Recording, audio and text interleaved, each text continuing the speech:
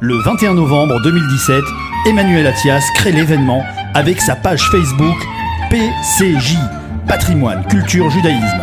Emmanuel Attias est historien et linguiste. Il a parcouru ces dernières années des milliers de kilomètres à travers l'Europe, le Moyen-Orient et l'Afrique du Nord pour retrouver les dernières communautés juives et photographier leur patrimoine. Chers auditeurs, bonjour. Réhabiliter l'hébreu, voilà la mission que s'est donnée le sociologue, linguiste et expert en études religieuses Julien Darmon dans son dernier livre intitulé La langue divine, 22 bonnes raisons de s'initier à l'hébreu. Et autant dire que le défi était de taille, au regard des préjugés qui pèsent aujourd'hui encore sur la langue d'Israël, de la tradition juive comme de l'érudition chrétienne, notamment protestante. Langue éculée, vieillie, dont l'alphabet semble absconce et dont le lexique, longtemps resté limité à quelques centaines de mots, a perdu la bataille face au grec et au latin dans l'Antiquité tardive. Bref, un idiome longtemps voué aux gémonies, qui aurait pu totalement disparaître si d'aucuns n'avaient cherché à en préserver les spécificités au fil des âges et tenté de la faire renaître à la fin du XIXe siècle comme langue vivante d'un peuple destiné à retrouver sa terre ancestrale. D'emblée pourtant, l'auteur semble confiant en son projet et le dit de but en blanc. Comprendre la langue de la Bible, c'est comprendre les paroles du Dieu vivant. C'est faire se rejoindre l'esprit et la lettre. C'est donc rendre au texte de la Torah sa polysémie. C'est enfin contourner la sclérose dont ce dernier a été victime dans les traductions successives du texte sacré. L'approche de la Bible par l'hébreu est en cela un préalable nécessaire pour quiconque souhaite connaître le judaïsme, mais aussi pour ceux qui aspirent à comprendre le christianisme, qui y tire largement ses origines.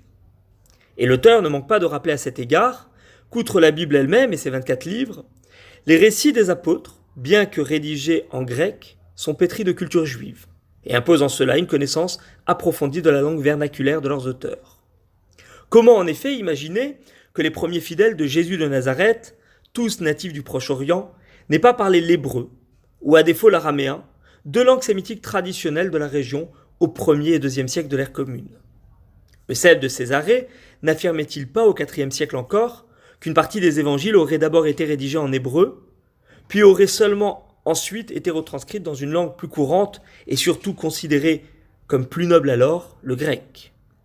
De rappeler également que la langue hébraïque joua au Moyen-Âge un rôle clé dans la transmission des savoirs, par l'intermédiaire de sages juifs d'origine espagnole et provençale, qui transmirent à l'Occident les grandes œuvres de l'Antiquité préservées en Orient, en les traduisant depuis l'arabe vers le latin, via l'hébreu. Sous la plume de Julien Darmon, des passages juifs, mais aussi chrétiens, prennent soudain une autre coloration, une sensibilité différente, parfois également un sens plus profond. L'occasion pour l'auteur de mettre en lumière la richesse de son érudition et d'utiliser à bon escient ses compétences en langues orientales comme en ethnologie. Et il faut dire que l'enseignant spécialiste en sciences religieuses n'est pas un débutant. Traducteur d'œuvres complexes telles que le Cantique des Cantiques et collaborateur des encyclopédies Jésus et après Jésus récemment publiées aux éditions Albin Michel, Julien Darmon est également un fin connaisseur de l'histoire de la Kabbale, ainsi qu'un expert reconnu du droit juif, la halakha. L'œuvre présentée ici synthétise ainsi pour partie ses travaux antérieurs et s'enrichit également de son travail d'éditeur.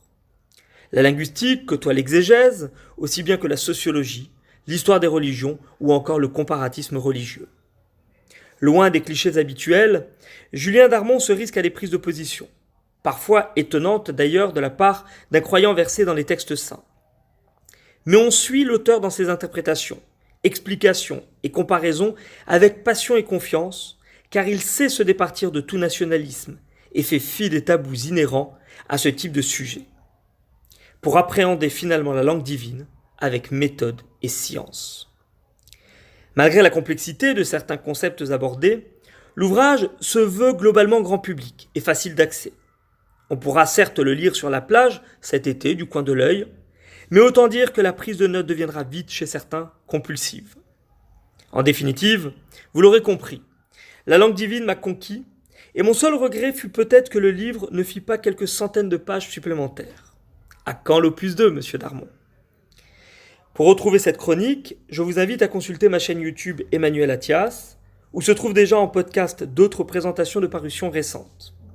Nous nous retrouverons si tout va bien vendredi prochain pour un nouveau thème. D'ici là, excellente semaine à tous. Le 21 novembre 2017, Emmanuel Attias crée l'événement avec sa page Facebook PCJ, Patrimoine, Culture, Judaïsme. Emmanuel Attias est historien et linguiste. Il a parcouru ces dernières années des milliers de kilomètres à travers l'Europe, le Moyen-Orient et l'Afrique du Nord pour retrouver les dernières communautés juives et photographier leur patrimoine.